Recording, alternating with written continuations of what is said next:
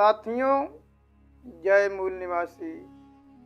साथियों, एक बार की बात है जब मानवर कांसी राम साहब जी बाबा साहब डॉक्टर बी.आर. अम्बेडकर की अधूरे काम को पूरा करने के लिए आंदोलन चला रहे थे। तो उसी समय के दौरान उन्होंने एक अधिकारी से मिले और बाबा साहब डॉक्टर बी.आर. अम्बेडकर के मिशन पे बहुत लंबा चौड़ा चर्चा हुआ। तो वो अधिकारी कहा कि साहब जी, आप जितनी भी बात कह रहे हैं वो सब सही है, लेकिन आपने जो आंदोलन जिन लोगों के ऊपर सौंपा है वो ज़्यादातर या तो बहुत कम पढ़े लिखे हैं या तो वो अनपढ़ गंवार हैं। अब तो आंदोलन ऐसे अनपढ़ गंवार या तो कम पढ़े लिखे लोगों को सौंप दिए हैं और हम जैसे उच्च कोटि के पढ़े लिखे अधिकारी यदि कम पढ़े लिखे व्यक्ति के नेतृत्व में काम करें तो ये अच्छा नहीं लगता है, और सच पूछिए तो अच्छा भी नहीं है। तो कांसी राम साहब जी ने कहा कि मैं आपके बात से बिल्कुल सहमत हूँ। सही बात है कि ये मुश्किल काम है कि कम पढ़े लिखे व्यक्ति के नेतृत्व में एक पढ़ा लिखा उच्च कोटि का व्यक्ति काम करें, एक कठिन काम है। लेकिन पुनः कांसी राम साहब जी ने कहा कि मैं जानता हूँ कि इस जिले का नेतृत्व एक बहुत ही कम पढ़ा लिखा व्यक्ति कर रहा है, उसके पास तो अच्छे कपड़े भी नहीं हैं। कांसी राम साहब जी ने अपने कमीज के तरफ इशारा करते हुए कहा कि हमारे पास भी तो कुछ अच्छे कपड़े नहीं हैं। देखो, हमारे भी शर्ट का बाजू फटा हुआ है। तब वह अधिकारी ने कहा कि साहब जी, आपका बात कुछ और है।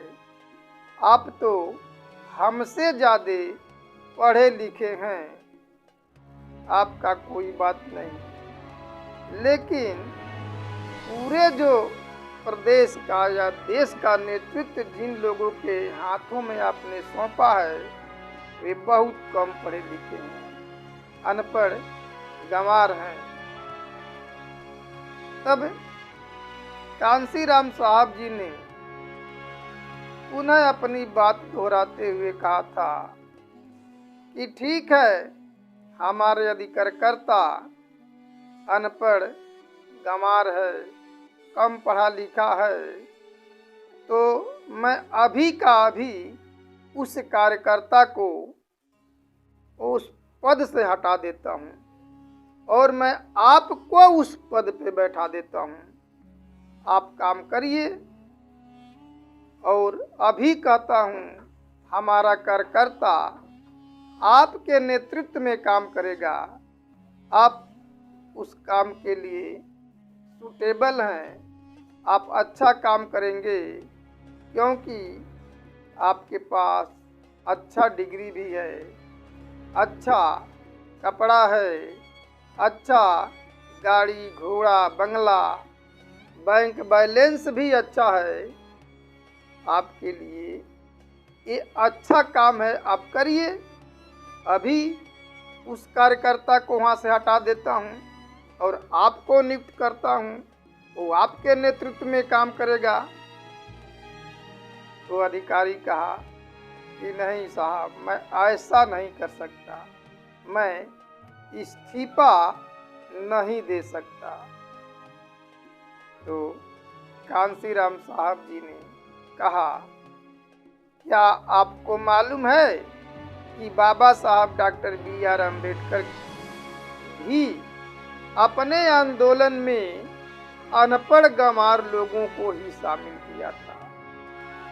बाबा साहब के आंदोलन में बहुत कम पढ़े लिखे या तो अनपढ़ गंवार लोग ही थे जो बाबा साहब डॉक्टर B.R. अम्बेडकर के योग्य नेतृत्व में काम किए और बाबा साहब डॉक्टर अम्बेडकर ने एक साधारण व्यक्ति से असाधारण काम करवाया और उन्हीं लोगों का, अनपढ़ गंवार लोगों के संघर्षों का परिणाम है कि आप जैसे लोग और आप इस उच्च पदों पे बैठे हैं और कुछ करने लायक हैं। लेकिन अफसोस की बात यह है कि आप वो पढ़ा अनपढ़ आदमी, कम पढ़ा लिखा आदमी आपको पसंद नहीं आ रहा है। पसंद की बात तो छोड़िए, आप उसका नकल भी नहीं कर सकते हैं। हमारा अनपढ़ या कम पढ़ा लिखा कार्यकर्ता आपका नकल कर रहा है कि हमको भी समाज में मान सम्मान मिले, इज्जत मिले, हम भी अच्छा कपड़ा पहने, हम भी अच्छा भोजन करें, हमारा भी समाज में मान सम्मान बरकरार रहे। तो हमारा कार्यकर्ता तो आपका नकल कर रहा है और कर सकता है, लेकिन आप हमारे उस गरीब कार्यकर्ता का, अनपढ़ गंवार या तो कम पढ़े लिखे कार्यकर्ता का नकल भी नहीं कर सकते। वो अधिकारी ने कहा, नहीं साहब, मैं ये नहीं कर सकता। तो कांसीराम साहब ने कहा कि सही बात है कि नकल करने के लिए अकल की आवश्यकता होती है। आप हमारे उस गरीब कार्यकर्ता का नकल करने के लिए आपके पास अकल ही नहीं है। तब वह अधिकारी चुप हो गया, उसका बोलती बंद हो गया। उसी प्रकार से आज हमारे समाज में पढ़े लिखे लोगों का, नौकरी पेशा लोगों का यही हाल बन गई है, यही सोच बन गई है कि हमारे महापुरुषों के समझाने के बावजूद भी समझ नहीं रहे हैं।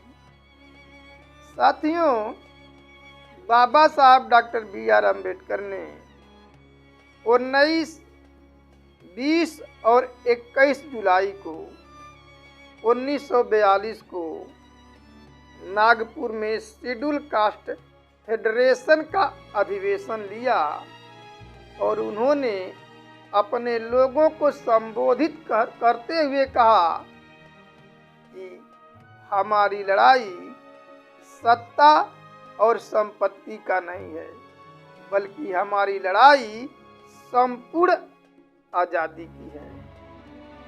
यानी बाबा साहब डॉक्टर B.R. अम्बेडकर आजादी की बात करते थे। यदि उस समय के हमारे बाबा साहब के मिशन में जो कार्य कर रहे थे, जो पढ़े लिखे लोग थे, जो उनके अनुयायी थे, यदि बाबा साहब के कही हुई बात पे यदि 50% भी लोग अमल किए होते तो आज राजनीति का दिशा और दशा कुछ और हुआ होता। लेकिन इन लोगों ने अमल नहीं किया, और जिन लोगों ने अमल किया उसको फायदा हुआ। और अमल कौन किया? हमारे लोग नहीं किए, बल्कि हमारा दुश्मन अमल किया। साथियों, बाबा साहब डॉक्टर B.R. अम्बेडकर जो ये दिव्य संदेश दिए थे 19, 20 और 21 जुलाई 1942 को उसके 18 दिन के बाद राष्ट्रीय कांग्रेस के कार्यकारिणी समिति ने उसी बात को अमल किया जो बाबा साहब संदेश दिए थे कि हमारी लड़ाई सत्ता और संपत्ति का नहीं है, बल्कि हमारी लड़ाई संपूर्ण आज़ादी का है।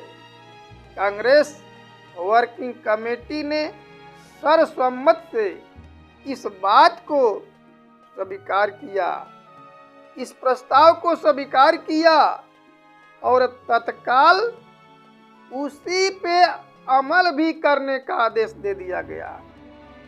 उसी पे लोग अमल भी किए।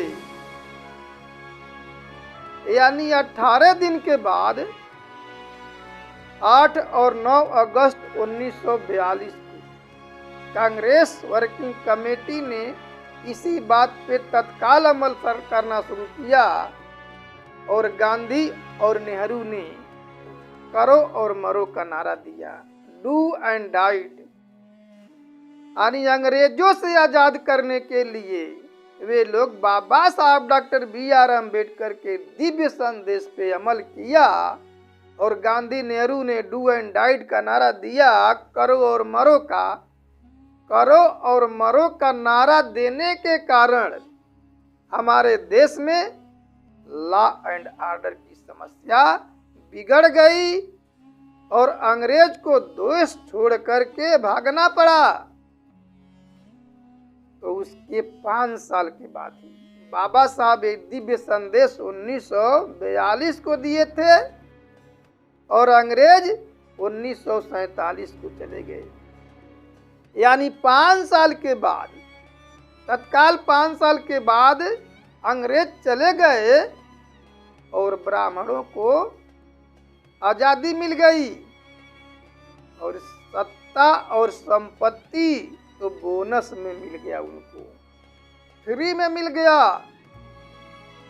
और आजाद अंग्रेजों से हो गए। लेकिन बाबा साहब ये संदेश किन लोगों के लिए दिया था? अपने लोगों के लिए दिया था।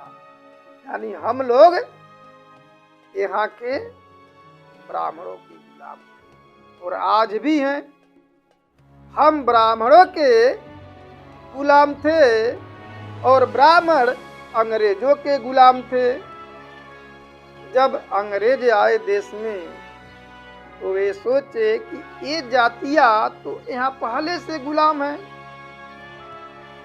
SC, ST, OBC जितने शूद्र हैं, अछूत हैं, ये सब पहले से ही ब्राह्मणों के गुलाम हैं। इनको गुलाम बनाने की आवश्यकता नहीं है। यानी सवर्णों को गुलाम बना लो, छोटे अपने आप गुलाम हो जाएंगे। तो वही काम अंग्रेज किए। अंग्रेज हमको नहीं गुलाम किए बल्कि हमारे दुश्मन को गुलाम किए। तो हम लोग दोहरी गुलामी के जंजीरों में जकड़े थे।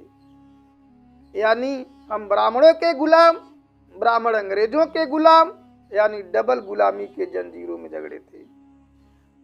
तो बाबा साहब के दिव्य संदेश पे ब्राह्मणों ने अमल किया, हमारा दुश्मन अमल किया। बाबा साहब संदेश दिए थे कि हमारी लड़ाई सत्ता और संपत्ति का नहीं है बल्कि संपूर्ण आजादी का है। वे बाबा साहब के इस दिव्य संदेश पे अमल करके आजाद हो गए और मूल निवासी बहुजन समाज के लिए बाबा साहब डॉक्टर BR अम्बेडकर के बात को गंभीरता से नहीं लिया, उस पे अमल नहीं किया, जिसका परिणाम है कि आज भी मूल निवासी बहुजन समाज के लोग गुलाम हैं।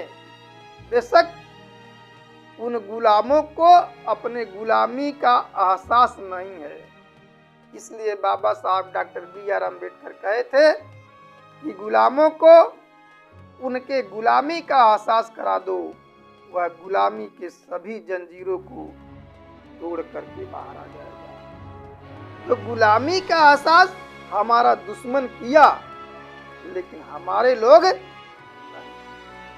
तो दोस्तों, एक बार पुनः तीसरी आजादी की लड़ाई की आंदोलन चल रही है और वामसेप और भारत मुक्ति मोर्चा के द्वारा पूरे देश में चलाया जा रहा है।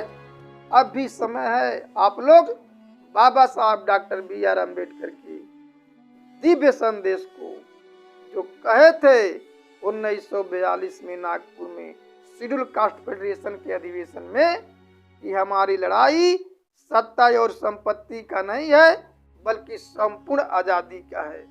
यदि आप इस देश में ब्रह्मवादी व्यवस्था से आजाद हो जाते हैं तो सत्ता और संपत्ति आपको फ्री में मिल जाएगी, यानी बोनस में मिल जाएगी। तो आप लोगों ने हमारी बात को ध्यानपूर्वक सुना, उसके लिए धन्यवाद। जय मूल निवासी।